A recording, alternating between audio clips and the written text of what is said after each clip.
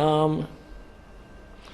गृहपति भरता के ना उठा ये भ्रम कर्म की सूले, आन उपासी जलत हैं पड़िया युगन युगन भूल। जैसे जो सच्चा भक्त होता है उसने एक परमात्मा के नाम को स्वीकार कर लिया, ज्ञान ग्रहण कर लिया, तो वो फिर बाद में शंका नहीं करता अपने गुरुदेव की किसी भी क्रिया में, तो वो भक्त है। पतिभरता उठे, पतिभरता के ना उठे ये भरम कर्म की सूल। सूल यानी उसके अंदर ये कांटा सा नहीं चुभता कि ऐसा नहीं करना चाहिए था, गुरुजी ने ऐसा कैसे कह दिया, ऐसा नहीं हो सकता, ये नहीं करना चाहिए था, ऐसा हो गया, फलान हो गया। कहते वो पतिव्रता यानी वो भक्त नहीं है। पतिव्रता के उठे नहीं, इस कर्म भ्रम की भूल, जो कर्म किया जा रहा है सतगुरु जो कह रहे हैं उसमें भ्रम पैदा करता है, उसमें अविश्वास करता है, वो दुष्ट आत्मा है। चाहे कितनी दान कर रहा है, कितनी भक्ति कर रहा है, नथिंग है उसके पास। जैसे काल उदाहरण दिया था आपको, भगवान की किसी भी क्रिया में हमें विश्वास नहीं होना चाहिए, तभी हम सफल हो सकते हैं।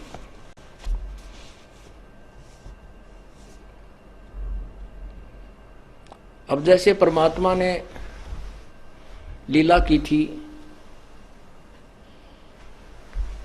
एक गणिका को एक बेटी थी जो वैसा प्रसिद्ध थी, लेकिन बाद में वो अपने कर्म धर्म को सुधार चुकी थी, प्रभु के चरणों में अधिक लगती थी। क्योंकि जिसने अपने पाप पिछले दिखते हैं वो ज्यादा निकट आता संतों के, और वो नकली भक्तों को सुहाई नहीं।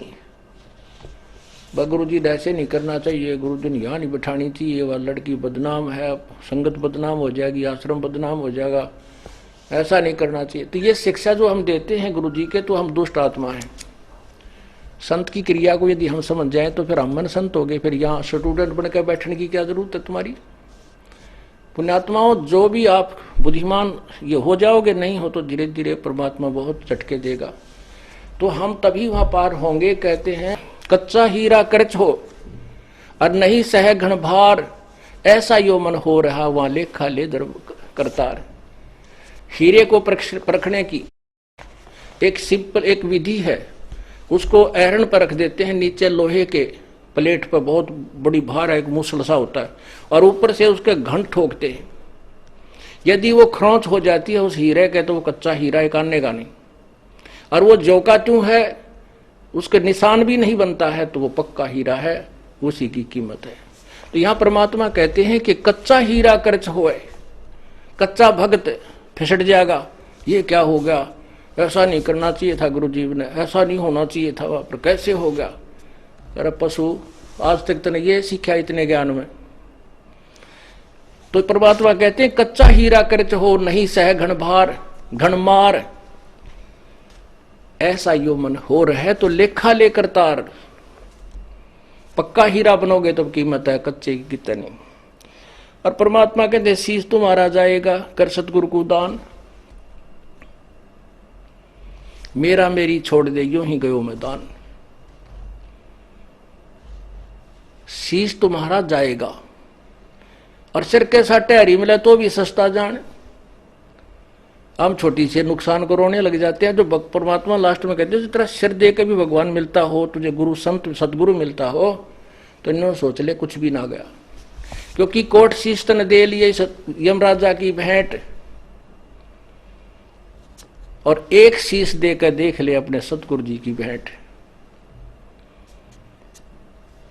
कोट शीश तन दे लिए यमराजा की फेंट, ये तो धकेत ले है, और एक शीश देकर देख ले सतगुरु अपने की भेंट।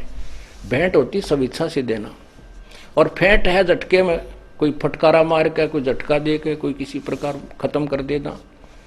कहते एक शीश दे, शीश कैसे देना है।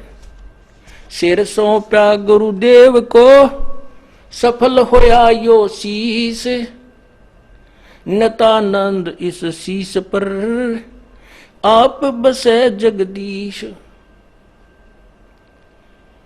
शीश कैसे देना है, गुरु जी की आज्ञा का पालन करना है। गुरु जी कहेंगे शराब मत पी, बीड़ी मत पी, मांस ना खा, चोरी मत कर, ठगी ना कर। और ये साधनाएं मत करना, तो हमने उनकी प्रत्येक आज्ञा का पालन करना चाहिए। चाहे हमने वो ऐसा लगे कि ये ठीक नहीं है तो वो गलत है, उसको नहीं, क्योंकि हमारी बुद्धि इतनी अच्छी होती तो हम पहले ही चले जाते भगवान के दरबार में, या धक्के खाते ना अड़ते।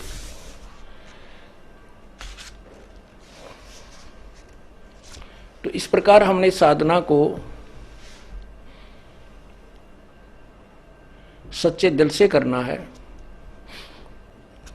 अब सिर कैसे सौंपना होता है। एक शिष्य के 4-5 शिष्य थे, एक गुरु के 4-5 शिष्य थे, आश्रम में ही रहते थे। उन सबको शिक्षा दिया करते थे भाई गुरु के वचन की अवहेलना नहीं करनी चाहिए। गुरु शिरोधार्य होता है, उसके प्रति किसी अपवचन भी हमने नहीं सुनने चाहिए, ना कहने चाहिए, ना बोलने चाहिए, ना सोचने भी नहीं चाहिए। एक दिन गुरुदेव ने कहा कि भाई आ जाओ बच्चों, बैठो मेरे पास। पहले तो शिक्षा दी कि भाई गुरु परमात्मा से भी बढ़कर माना गया है और गुरु को भगवान समझकर ही उसकी आदेश का पालन और उसके साथ रहना होता है, जिससे हम सफल हो सकते हैं। क्योंकि यदि हमारे सामने गुरुजी भगवान आ जाए तो क्या हम उसके साथ दुर्व्यवहार कर सकते हैं? क्या हम उसकी आज्ञा का अवहेलना कर सकते हैं? नहीं जी, नहीं जी, नहीं, कभी नहीं कर सकते। अच्छा ठीक है। क्या हम गुरु भगवान को किसी ऐसी पीड़ा दे सकते हैं जो हमें, जो क्या दे सकते हो कोई पीड़ा? नहीं जी, भगवान की तरफ तेन हाथ भी ना कर जा।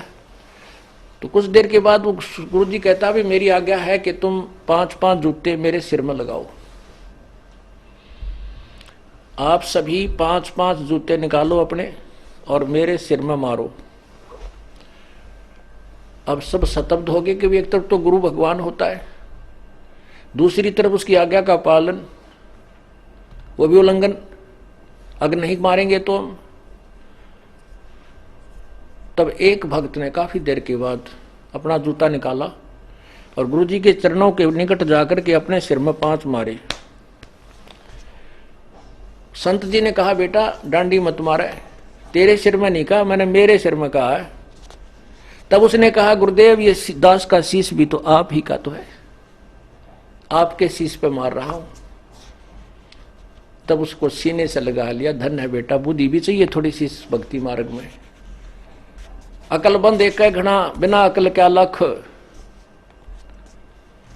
तो ऐसे परमात्मा कहते सिर सौंपया गुरुदेव को, सफल हुआ यो शीश।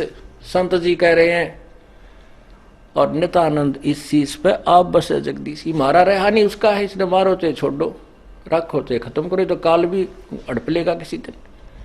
भगवान लेगा तो ठीक ठिकाने तो रखेगा, मनुष्य जन्म दे देगा तो किरा कित गधा बना के छोड़ देगा। इसलिए हमने अपने परमपिता पर पूर्ण विश्वास रखना चाहिए।